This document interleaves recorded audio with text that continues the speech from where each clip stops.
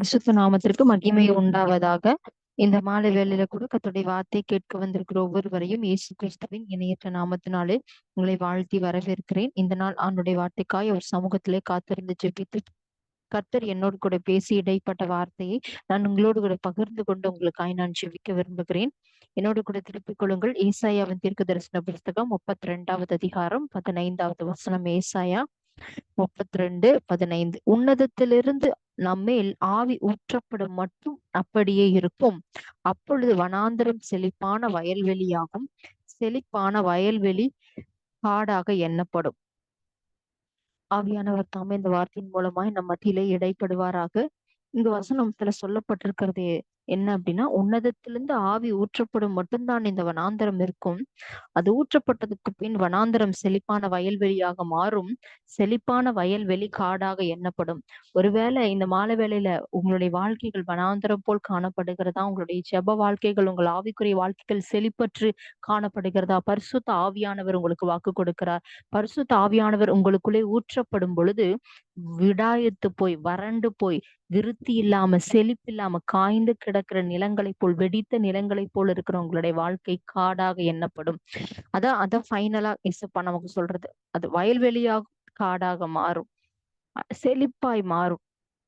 ஆனா சுச்சுவேஷன் இப்ப இப்படி இருக்கிறது வறட்சியா இருக்கிறது. ஒரு மகிமையை பார்க்க முடியல, வறண்டு கிடக்குறது.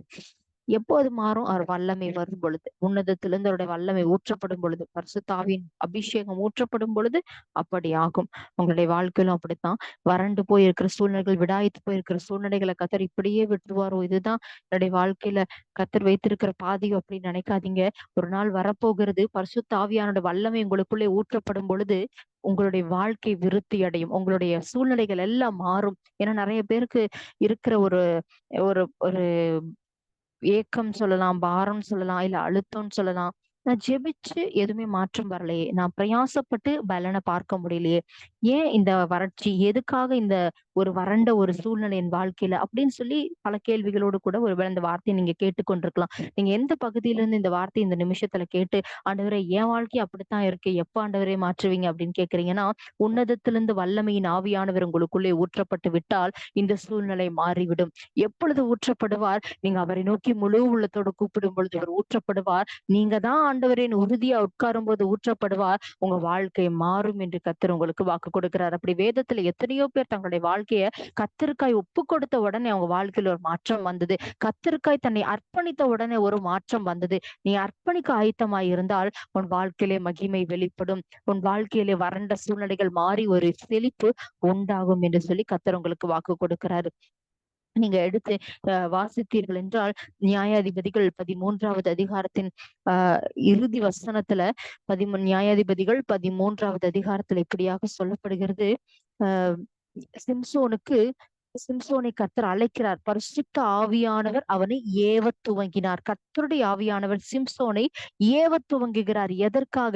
அவனுடைய வாழ்க்கையில ஒரு செழிப்பு காணப்பட வேண்டும். அந்த செழிப்பு அநேகரை செழிப்புக்குள்ளாக நடத்த வேண்டும். அந்த அவனுக்குள்ள ஆவியானவர் அவனுக்குள்ள தங்கி இருக்கிறார். அவனை எழுப்ப விரும்புகிறார். அநேகரை ரட்சிக்கிற ரட்சகனா எழுப்ப விரும்புகிறார். அவனை முன்குறித்திருக்கிறார். அவருடைய திட்டம் அவன் மீது இருக்கிறது. அவர் ஏவ துவங்கும் பொழுது அவன் என்ன செய்திருக்கணும்னா, பெலிஸ்தர்களை அழிக்கிறதுக்கு கர்த்தர் நீ முன்குறித்திருக்கிறார், தெரிந்தெடுத்திருக்கிறார். அதனாலதான் பிறக்கும் முன்னமே என் தாய் தகப்பனுக்கு என்னை குறித்ததான தரிசனங்களை வெளிப்படுத்தி இருக்கிறார். என் பெயர் வெளிப்படுத்தப்பட்டிருக்கிறது. அதனால்தான் நான் நசரை விரதம் கொண்டு நான் படைக்கப்பட்டிருக்கிறேன், நான் வளர்க்கப்பட்டிருக்கிறேன், நான் அந்த பாதையில நடக்க வேண்டும், எனக்கு நான் எப்படி வாழணும்னு எனக்கு சொல்லியிருக்கிறாங்களோ நான் அப்படி வாழணும்னு யோசிக்காம, பரிசுத்த ஆவியானுடைய ஏவுதல் வரும் பொழுது, பரிசுத்த ஆவியானுடைய நடத்துதல் அவனை தொடும் பொழுது, அவன் அதுக்கு செவி கொடுக்காம தெலிலாலை நோக்கி போகிறான். பெலிஸ்திய குமார்த்திகள் ஒருத்தியை பிடித்து விவாகம் பண்ணி கொள்ளும்படிக்கு அவள் பின்னாடி போகிறான். இப்படி பாவத்தின் பின்னாடி, அசுத்தத்தின் பின்னாடி கர்த்தருடைய திட்டத்தை மறந்து போகும் பொழுது அங்க என்னாச்சுன்னா ஒரு வறட்சி அவன் வாழ்க்கையில வந்தது. அவன் என்னதான் ஆண்டருக்குள்ள என்னதான் ஆண்டோட திட்டத்தை செய்கிறனா இருந்தாலும் அவனோட ஆண்டவர் இல்லாதது போல பல பாவங்கள் அவன் வாழ்க்கையில வந்தது. அவன் பெலிஸ்த குமாரத்திகள் ஒரு பெண்ணை கண்டு விவாகம் பண்ணும்படி போன இடத்துல என்ன ஆகுறது அப்படின்னு சொல்லி சொன்னா, திம்னாத்துக்கு போய் வருகிற வழியில செத்த சிங்கத்தை, ஒரு ஆட்டுக்குட்டியை போல சிங்கத்தை கிழித்து போடுகிறான். அந்த செத்த சிங்கத்தை மறுபடியும் தாய் தகப்பனுக்கு சொல்லாமல் அதை பார்க்க வழி விலகி போனான் என்று சொல்லப்படுகிறது. வழி விலகி செத்த சிங்கத்தின் உடலை பார்க்க போகும் பொழுது அந்த உடலுக்குள்ள இந்த தேனீ கூட்டமும் தேனும் இருக்கிறது. அதை எடுத்து அவன் சாப்பிடுகிறான். அவன் நசரேய விரதம் உடையவன். அவன் அதற்காக கர்த்தர் அவனை முன்குறித்து அழைத்திருக்கும் பொழுது செத்த கிரியைகளை சாப்பிடவோ தொடவோ புசிக்க கூடாது, அதை தொடக்கூடாது. அது ஒருவேளை அவன் தாய் தகப்பன்ட்ட சொல்லியிருந்தா அவங்க அதை தடுத்திருப்பாங்க. அவன் என்ன செய்யறான், வழி விட்டு விலகி அந்த பாவத்தை செய்ய ஓடி துணிகிறான். அதனால அவனுக்கு ஏற்பட்ட காரியங்கள் அநேகம். முதலாவது அந்த பாவத்தை செய்யறான். அதுக்கப்புறம் தன் ரகசியத்தை தெலீலாளுக்கு வெளிப்படுத்துறான். கண்கள் பிடுங்கப்படுகிறது, தலைமயிர் சிரைக்கப்படுகிறது, விலங்கிடப்பட்டவனாய் அந்த பெலிஸ்தர்கள் மத்தியிலே ஒரு கேலிக்குரிய ஒரு பொருளா, அத கேலி பண்ணக்கூடிய ஒரு மனுஷனா அவன் தூண்கள்ல கட்டப்பட்டவனாய் அவன் இருக்கிறான். பாருங்க, பரிசுத்த ஆவியானவர் அவர் ஏவ துவங்கின பொழுதே அவன் அதற்கு செவி கொடுத்திருந்தான் என்றால் அவனுடைய வாழ்க்கை இவ்வளவு மோசமா வந்திருக்காது. பரிசுத்த ஆவியானவர் எப்போ ஒருவனுக்குள்ள வருகிறாரோ அப்ப அவன் வாழ்க்கையில மாற்றம் மாறுதல் என்பது வருகிறது. அவனை ஏவ துவங்கி அவன் வாழ்க்கையில வர்றதுக்கு அவன் விட்டு கொடுத்திருந்தான்னா இந்த பாவத்தை எல்லாத்தையும் அவன் ஈஸியா மேற்கொண்டு செஞ்சிருப்பான். என்ன பிரச்சனை வந்தாலும், என்ன காரியம் வந்தாலும் நான் நசரேயன் என்பதை மறக்காம முன்னேறி சென்றிருப்பான். அவன் எப்ப ஆவியானுடைய வார்த்தைக்கு செவி கொடுக்கலையோ, எப்ப ஆவியானவர் விட்டு தூரமா போனானோ அவன் வாழ்க்கையில பாவம் வந்தது, ஸ்தானத்தை இழந்து போனான், கண்கள் பிடுங்கப்பட்டு ஒரு நிர்கதியான சூழலில் நிறுத்தப்படுகிறான். நீங்க அந்த அதிகாரத்தை எடுத்து வாசித்தீங்க அப்படின்னு சொன்னா நியாயாதிபதிகள் 16வது வசனத்துல எப்போ அப்போ உன்னதத்திலிருந்து ஒரு ஆவி சிம்சோனுக்குள்ள ஊற்றப்பட்டது, ஊற்றப்பட்டதுக்கு அப்புறம் எப்போ அது வயல்வெளி காடாக மாறினது, எப்போ அந்த தரிசனம் நிறைவேறினது, எப்ப சிம்சோனை குறித்து சொன்ன வாக்குத்தத்தம் நிறைவேறினது அப்படின்னு நீங்க கேட்பீங்கன்னா நியாயாதிபதிகள் 16வது அதிகாரம் 28, 29வது வசனம் சொல்லுகிறது. அவன் 2 கண்களுக்கு ஒரே தீர்வையாக பெலிஸ்தர் கையிலே பழிவாங்கும்படி இந்த ஒரு விசையனை நினைத்தருளும் என்று சொல்லி, இந்த ஆவியானவர் எனக்கு வேணும் என்று சொல்லி ஆண்டவரை நோக்கி ஜெபிக்கிறான். அவனுக்கு தலைமயிர் சிரைக்கப்பட்டப்ப கவலை இல்ல, கண்கள் பிடுங்கப்பட்டப்ப கவலை இல்ல.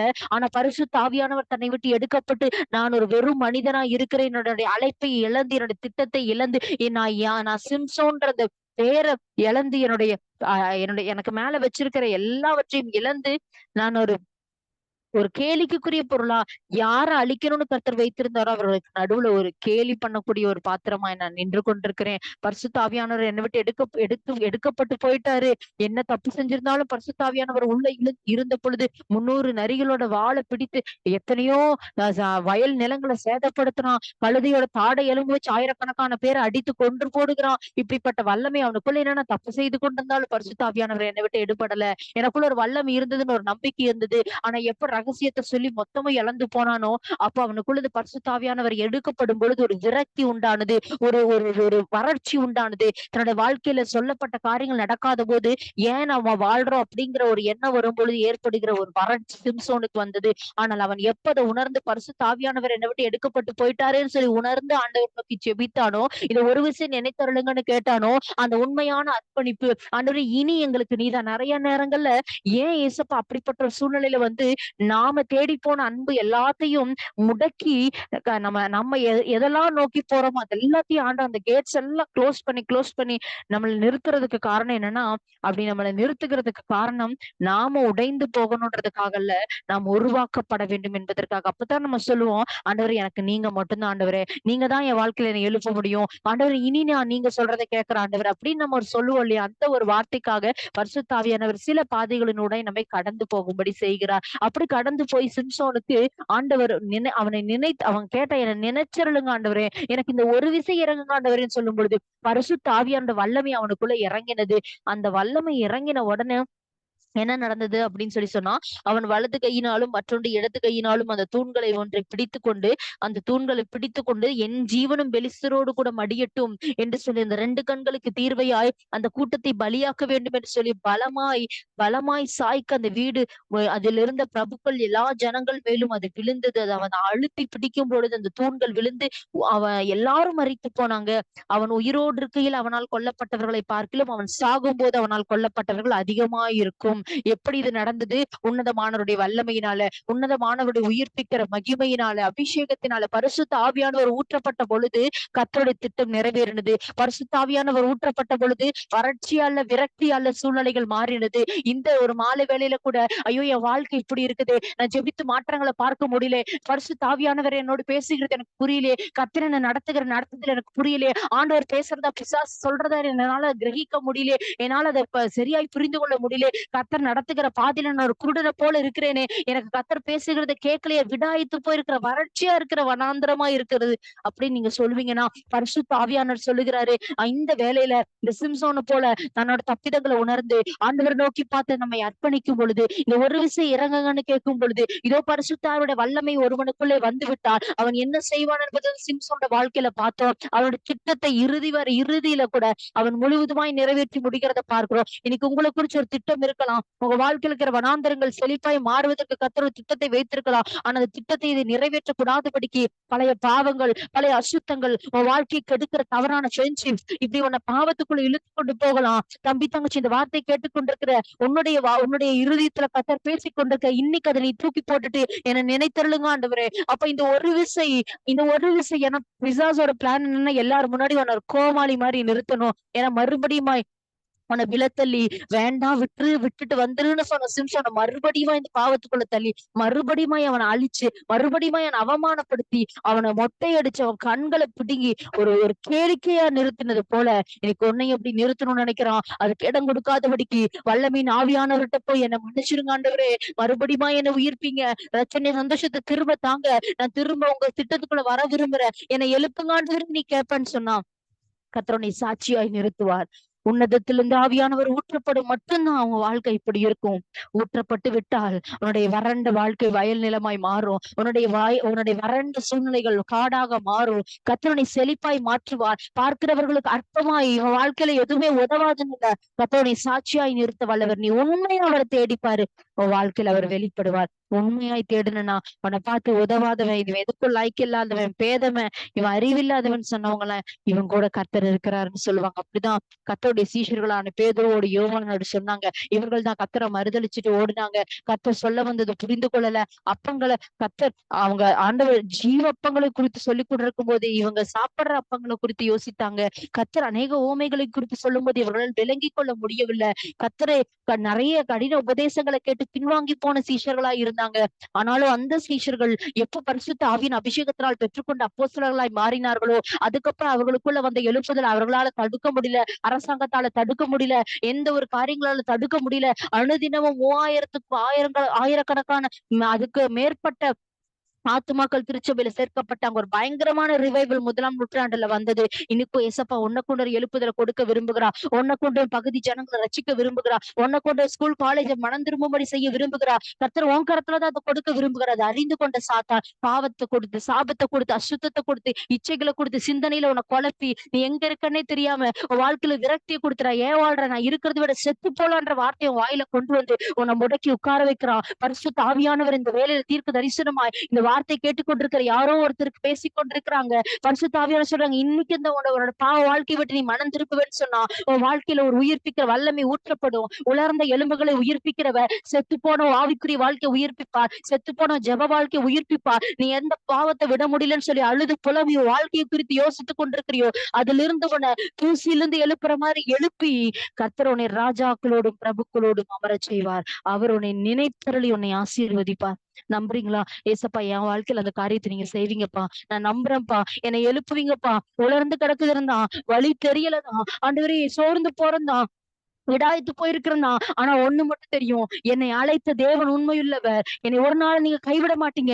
என்னை கரம் பிடித்திருக்கிறீங்க. நான் கண்டிப்பா இதை தாண்டுவேன்ப்பா. உங்க பலத்தால நான் ஜெயிப்பேன்ப்பா. உங்களை நான் நம்புறேன்ப்பா அப்படின்னு சொல்லி கன்ஃபஸ் பண்ணுகிற இருதயத்தை கர்த்தர் எதிர்பார்க்கிறார்.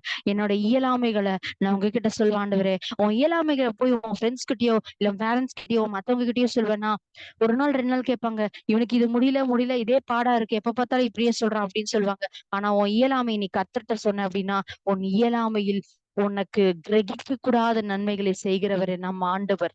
அப்படிப்பட்ட தேவன் நம் தேவனா இருக்கிறது. எப்படிப்பட்ட சூழ்நிலையோடு கூட வந்து இந்த வார்த்தை கேட்டுக்கொண்டிருந்தீங்கன்னா கூட கர்த்தர் இந்த நாள்ல உங்களை உயிர்ப்பிக்கிற வல்லமையுள்ள சர்வ வல்லமையுள்ள தேவனாய் இருக்கிறார்.